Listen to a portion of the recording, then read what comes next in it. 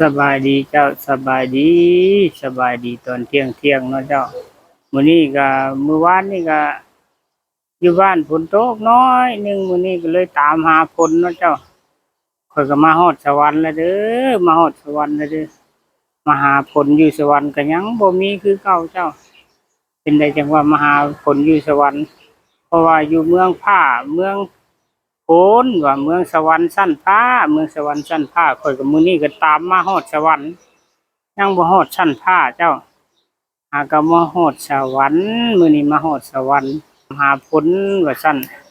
ตามหาผลมาฮอดสวรรค์แล้วมาฮอดสวรรค์ก็มาฮอดด้านมิตรภาพสองขัวมิตรภาพสองสวรรณเขตมุกดาหารก็ยังบ่เห็นผลคือเก่าอยากเห็นพญาอินทร์แน่อยากเห็นเทวดาชั้นฟ้าซั้นดอกสวรรค์เมืองสวรรค์ ชั้นผ้าสวรรค์ชั้นผ้าก็เลยตามมาฮอดสวรรค์แล้วก็ยังบ่เห็นผ้าเห็นผลคือเก่าเนาะเจ้าเนาะข้อยก็มาฮอดสวรรค์คักแน่ก็เลยเลาะหาสวรรค์สวรรค์ชั้นผ้าว่าชั้นบ่อนใดฝนตกอันดอกบ่อนใดฝนมืดฝนมัวอยู่นั่นหักบ่ตกนั่นเจ้าเลยข้อยก็นำมาก็ยังบ่ทันเห็นอยู่ว่าชั้นฝนตกอยู่ไสอยู่สวรรค์ชั้นฟ้าพู้นแล้วว่าซั่น มื้อนี้ข้อยก็มีโอกาสเวลาก็ได้มาสวรรค์แล้วมาก็เห็นแต่รถแต่ลาหลายเนาะเจ้าแต่ก็ยังบ่เห็นเทวดาพญาแทนผู้ที่แต่งผ้าแต่งฝนซะดอกอยู่สวรรค์ชั้นฟ้าเพิ่นเว้าว่าสวรรค์เมืองคนสวรรค์ชั้นฟ้าแหละเห็นแล้วคนน่ะแต่ว่ายังบ่เห็นชั้นฟ้าที่ว่าเพิ่นเป็นผ้าดาวดึงส์ที่เพิ่นแต่งฝนข้อยก็ยังบ่เห็นเพิ่นก็นำมาอยู่เจ้านำม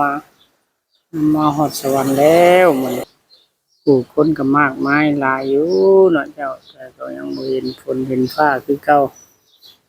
เมื่อวานนี้ไปเลาะทุ่งไร่ทุ่งนาพาเพื่อนๆพาพี่พาน้องไปทุ่งไร่ทุ่งนาก็บ่มีน้ำในนามื้อนี้ก็เลยตัดสินใจมาสวรรค์ว่าซั่น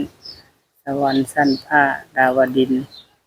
ที่ว่าบ่อนเพิ่นแต่งฟ้าแต่งฝนว่าซั่น เพิ่นก็นำมาฮอดสวรรค์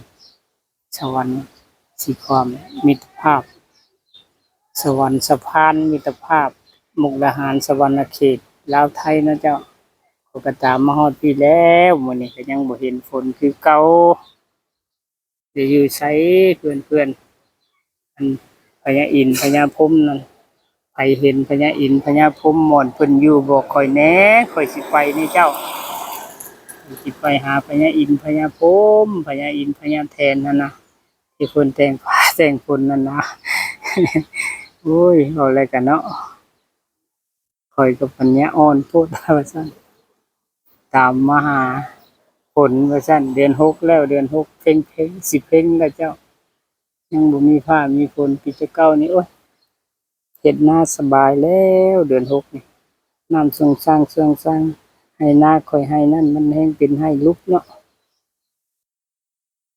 มันมีฝนก้อนหมู่แล้วปกติแต่ปีนี้ยังบ่เห็นฝนว่าจ้ะเนาะจักมันไปอยู่ทางใด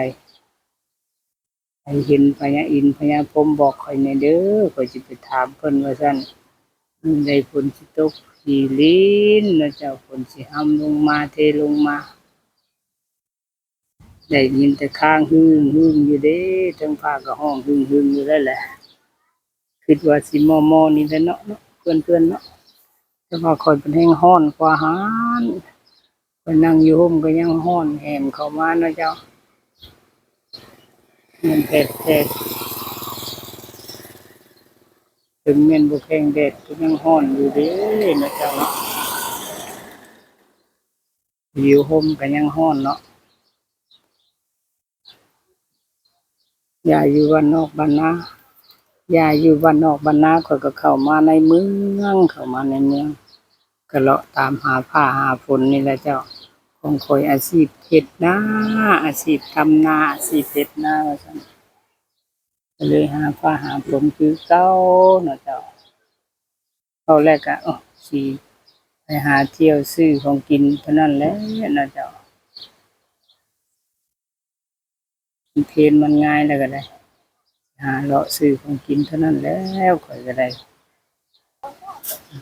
มากับครอบกับครัวคือเก่าสวรรค์ก็ได้เอายังกินให้อยู่สวรรค์หมกม่วง มาสวรรค์ก็กินหมกม่วงข่อย ซื้อม่วงโลละ3หม